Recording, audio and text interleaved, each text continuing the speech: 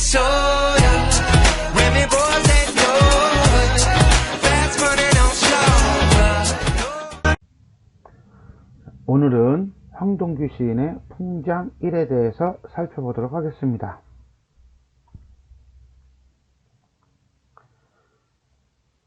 내 세상 뜨면 풍장시켜 다오. 섭섭하지 않게. 옷은 입은 채로 전자시계는 가는 채로 손목에 달아놓고 아주 춥지는 않게. 가죽 가방에 넣어 전세 택시에 싣고 군산에 가서 검색이 심하면 곰소쯤에 가서 통통배에 옮겨 실어 다오.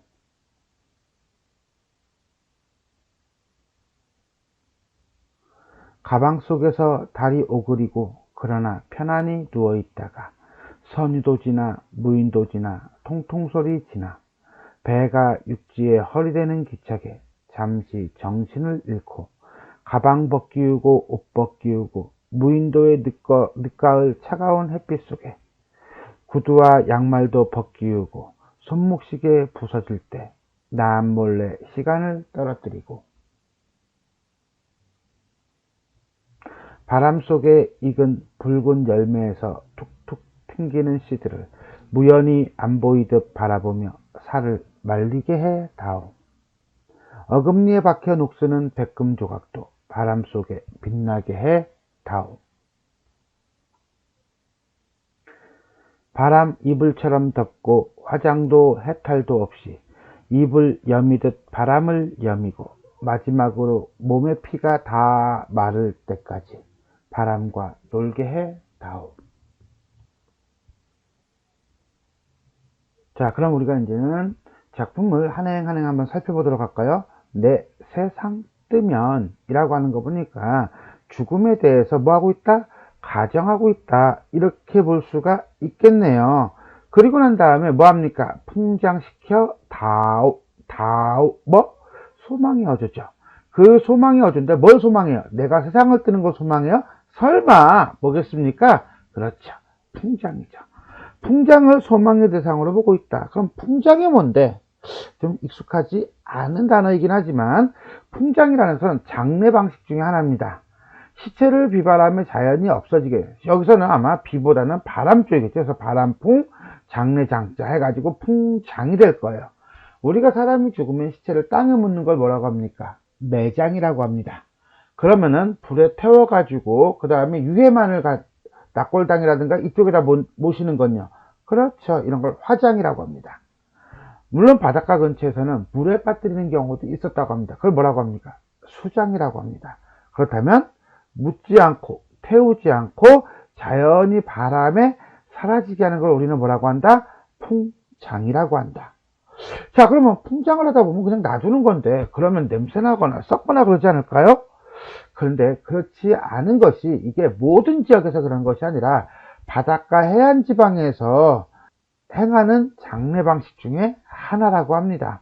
그러니까 아무래도 썩거나 그런 경우는 거의 없겠죠. 저 인도 쪽에 가면 조장이라는 게 있어요.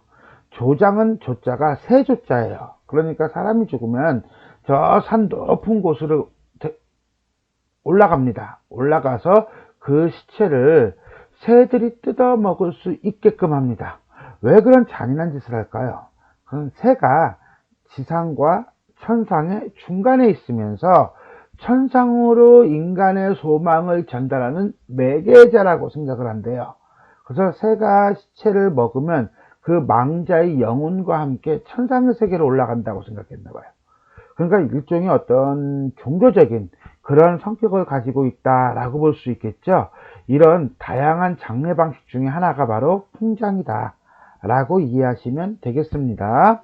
다음 보겠습니다. 옷은 입은 채로 전자시계는 가는 채로 손목에 달아놓고, 즉 죽음과 삶 자체를 별개로 보지 않고 그냥 연속선상으로 보고 있다라고 이해하면 될 것 같아요. 왜? 자, 만약에 우리가 사람이 죽으면 어떻게 합니까? 염이라는 걸 하죠. 염이란 걸 하고 그 다음에 수의로 갈아입힙니다. 그리고 난 다음에 외장을 해요. 즉 무슨 소리냐면 살았을 때의 모습과 죽었을 때의 모습을 다르게 하는 거예요. 근데 화자는 뭐라고 합니까? 살아있을 때의 모습을 그대로 아무런 꾸밈 없이 풍장을 시켜달라고 하는 것은 삶과 죽음 자체를 구별하지 않는다라고 볼 수 있겠어요. 가죽 가방에 넣어 전세 택시에 싣고 군산에 가서 검색이 심하면 곰소찜에 가서 통통배에 옮겨 실어 따오. 여기서 말하는 군산이라든가 곰소는 결국은 풍장이 우리나라 서남해 지방, 즉 바닷가 근처에서 지내는 풍속임을 드러내고요. 이것보다도 검색이 심하면이라는 식구를 우리가 좀 봐야 될 것 같아요.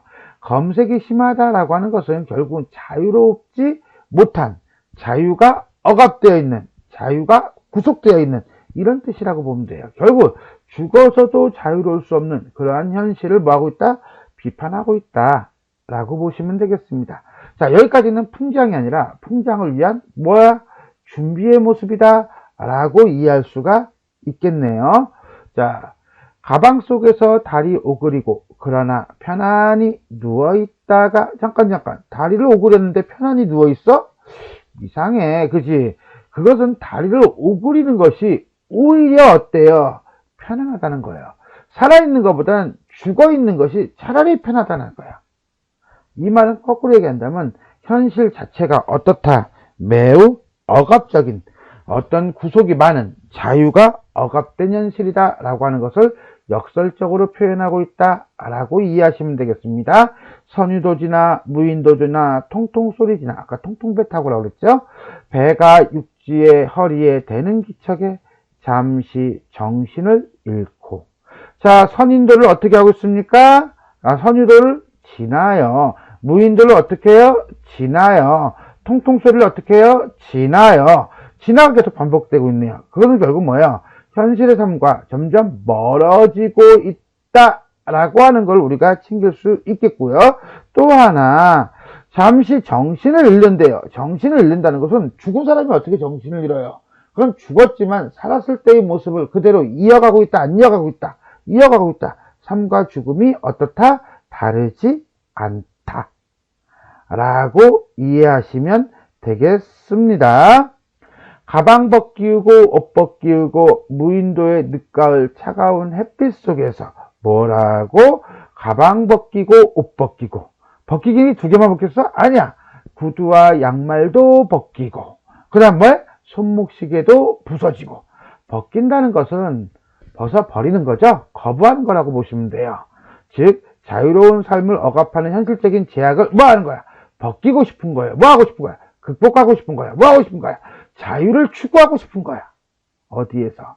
무인도에서. 곰소지나 선유도지나 그 다음에 배를 타고 무인도에 와서. 그럼 여기서 말하는 무인도는 진정한 자유를 얻는 공간이구나, 자연과 하나가 되는 공간이구나 라고 이해하시면 되겠습니다. 또 재밌는 구절이 하나 있네요. 남몰래 시간을 떨어뜨리고. 시간이라고 하는 것은 우리가 볼 수 없는, 감각적으로 경험할 수 없는 추상적인 대상일 거예요. 그런데 그 추상적인 대상을 어떻게 합니까? 떨어뜨린대요. 떨어뜨린다는 것은 시각화해서 표현하는 것이다 라고 보시면 되겠습니까? 이런 점에서 볼 때 추상적 대상의 시각화, 즉 공감각적 심상에 해당한다 정도로 보시면 되겠네요. 이 구절을 전체를 본다면 가방, 옷, 구두, 양말, 손목시계를 벗어요. 그리고 난 무인도로 가요. 그러니까 결국 뭐예요? 현실적인 제약에서 벗어나고 싶은 소망을 드러내고 있다. 바람 속에 익은 붉은 열매에서 툭툭 튕기는 씨들을 무연히 안 보이듯 바라보며 살을 말리게 해다오. 어금니에 박혀 녹스는 백금 조각도 바람 속에서 빛나게 해다오. 자, 바람 속에서 씨들을 보며 나는 풍장을 하고 싶어요. 그 다음에 바람 속에서 백금 조각도 빛나게 해다오. 어떤 시어가 반복되고 있죠? 바람, 바람, 바람. 자, 바람이라고 하는 것은 결국 뭐다? 생명을 소멸시키고 자연으로 돌아가게 하는 매개체이다 정도로 이해하시면 되겠고요. 붉은 열매에서 툭툭 튕기는 씨라고 하는 것은 결국은 씨는 자신을 죽이면서 새로운 것을 태어나게 하듯이 생명의 순환을 보여준다. 살을 말리는 것은 결국 풍장이죠. 그 풍장을 통해서 고통에서 벗어나고 싶은 소망. 이때 말하는 고통이라는 것은 자유의 억압, 물질의 구속, 이것을 벗어나고 싶다 라고 자연스럽게 이어가면 이 시는 여러 시어들을 사용하고 있고 그 다음에 길게 썼지만 실질적으로는 어떻습니까? 간단한 거죠. 현실에서 억압받고 있는 나가 죽어서라도 자유로운 삶을 살고 싶다 정도로 이해하시면 되겠어요. 지금까지는 자유를 찾아가는 과정을 보여주고 있다. 바람을 이불처럼 덮고 화장도 해탈도 없이 이불 여미듯 바람을 여미고 마지막으로 몸의 피가 다 마를 때까지 뭐? 역시 바람. 자연을 소멸시키고 생명을 소멸시키고 자연으로 돌아가게 하는 매개체이다. 바람을 이불처럼 덮는다는 것은 죽음을 초연한, 극복한, 뛰어넘는, 그러면서도 너무 연연하지 않는 그런 태도이고요. 화장이라고 하는 것은 죽음에 대한 미화라고 본다면, 자, 화장할 때는요, 이 장은요, 이거 태우는 거 장례가 아니라요. 화장, 우리 얼굴에다 분 바르는 거, 그거예요. 다음에 해탈은 종교적인 신비화이다. 그 다음에 몸의 피가 다 마른다는 것은 풍장을 통해서 어때요? 완전히 소멸로 가는 과정을 얘기한다. 라고 보시면 돼요. 자, 자연과의 합의를 소망이다. 3장, 결국은 자연과의 합의를 소망하고 있다. 자, 그럼 우리가 정리해 볼까요? 자유시고, 서정시고요. 화자의 어떤 감정이나 정서가 극단적으로 표출되거나 직접적으로 노출되지 않는 관조적인 성격을 띠고 있고요. 자연 회귀적이다. 제재는 풍장이고요. 결국은 자연과의 합의를 소망하고 있다. 존재의 소멸을 통한을 풍장을 통한이라고 봐도 상관은 없습니다. 대립적인 이미지라고 하는데 여기서 말하는 대립적인 이미지라고 하는 것은 결국 삶과 죽음, 죽음과 삶이죠. 그래서 우리가 잠깐 본다면요. 이렇게 볼 거예요. 대상을 삶에서 어디로? 통통배를 타고 죽음으로 가는 거죠. 장소로 본다면 군산이나 곰소에서 무인도로 가는 거라고 보면 돼요. 소재를 본다면 구두, 양말, 백금조각 이것들이 삶과 관련된 소재라고 한다면 바람과 붉은 열매는 죽음과 관련된 소재이다 라고 볼 수가 있겠습니다. 자, 그러면 삶과 관련된 의미는 자유를 구속하는, 삶을 억압하는 물질 문명. 그렇다면 통통배는 그렇죠. 진정한 자유. 이렇게 해서 우리는 이 시가 대립적 이미지, 삶과 죽음과 관련된 시어들을 통해서 죽음, 그때 죽음은 죽겠다는 것이 아니라 어떤 육신을 거부하면서까지도 우리를 삶을 구속하는, 자유로움을 구속하는 현실에서 벗어나서 진정한 삶을 추구하고 싶다라고 우리는 읽을 수 있겠습니다. 지금까지 황동규 시인의 풍장 1에 대해서 살펴보았습니다. 감사합니다. And I got this soul.